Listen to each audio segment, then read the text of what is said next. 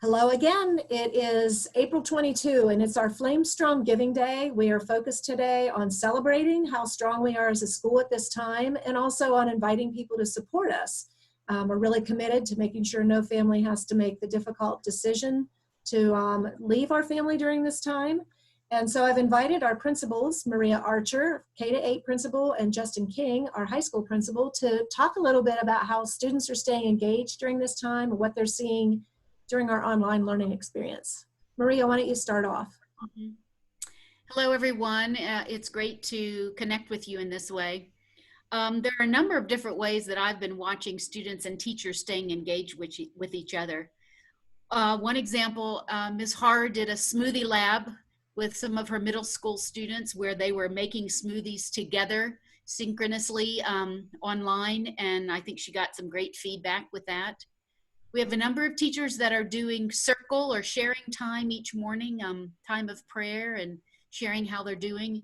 And we also, I just heard a couple of days ago that our fifth graders are still working on their peace project that happens at the end of the school year. They met together and decided they still want to try to put this together. So people are still trying to stay connected and trying to keep some of the projects going. Yeah, those are great examples, Maria. I think of kind of three examples right off the bat. First of all, our teachers are doing a phenomenal job, I think, of reaching out and really adjusting their whole curriculum and expectations and lesson plans on the fly. I've been really excited to see the creative ways that teachers are engaging. You know, Miss Hershey Hare is doing Google Meets or Zooms, and then having breakout rooms, or other teachers are creating videos with individual feedback on homework that I think will kind of shape the way that they do their lessons moving forward in the future as a result of this.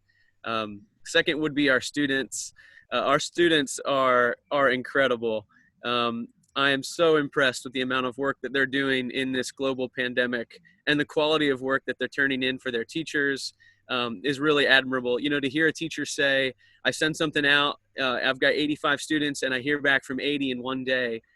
Given all of the current crisis and all the things that we have to be worried about, I think it's a testament to our students and our families and their commitment to education, which I think is really incredible. And I also think our SCO, our student council, really deserves a shout out here.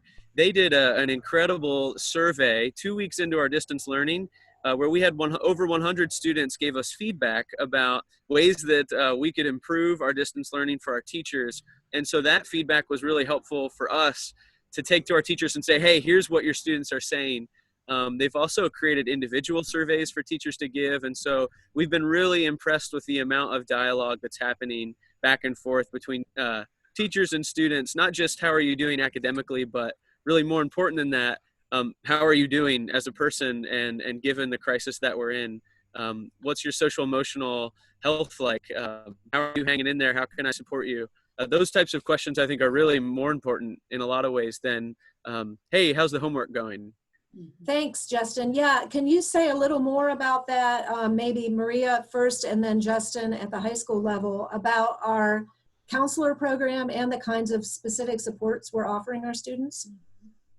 So our counselors are actually staying very busy. The main job that they're trying to do is communicate with students who are maybe struggling with connecting with teachers, or struggling with their work, or they need a little more individual attention, or maybe they just need to see somebody face to face to help them work through something that they're struggling with. And this could be academic stuff, it could be connection to internet, or it could be just how am I coping with this new setup of doing school. And so they are continuing to hear from teachers, recommendations, and following up with students that they think might just need a friendly face to talk to help them progress through this time. And how about our I would seniors? say, I think some of the most sound and definitive school research ever conducted talks about three things making an effective school: the importance of a community, the importance of teachers and faculty, and the importance of supportive families. And I think that has never been more important than right now. Our local community has been really supportive of our school. And we are so proud of the different relationships we have with different organizations and businesses. Organizations and partnerships with EMU to VMRC are just a couple examples that come to mind. And families, they have to be supportive of their students during this crisis. And then our role comes in. So really partnering with families and with the local community, I think, is key. And our counselors, as part of that faculty and staff relationship, really have a huge advantage. One, in the fact that there's a very low student to counselor ratio, well below the state recommendation for local schools. We're really proud of that. And one example is our high school counselor, as well as our college and career counselor, have been meeting this last week and over the next couple weeks with all of our seniors. A lot of them have college deadlines, either May 1st or June 1st. So if you can imagine during this global crisis on trying to make a decision on where you're going to spend the next 2 to 4 years of your life can be quite daunting under any circumstances. And I'm just so proud of the way that our counseling staff can support our students during these really important decisions and ones that can be extremely difficult to make under any circumstance. But let alone the questions that may come about start time, and all these questions on when and what school will look like again when they're able to go back. So I'm just really proud that they can be involved and have those conversations with kids. Thank you, Justin. Anybody who's interested in reading more or seeing some more videos, Maria's been doing a weekly story with the gathering, the K-5 gathering that happens once a week.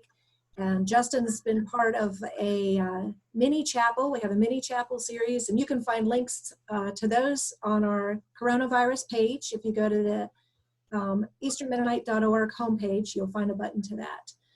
So thank you, everybody. If you give a gift during the next hour between 11 a.m. and noon, we'll put you in a drawing for some greeting cards that are made of student artwork, photographs, taken by our students. We've got a very creative bunch of students, and we like to showcase their work, and we'd love to have you be part of our community in that way. So thank you. Is there anything you'd like to say in closing? I just want to say thank you to students who are reaching out and taking on leadership. Justin mentioned the SCO, but we've got a couple students that are putting together some videos to help support other students in navigating through PowerSchool. And so it's just great to see students jump at the chance to do something for others.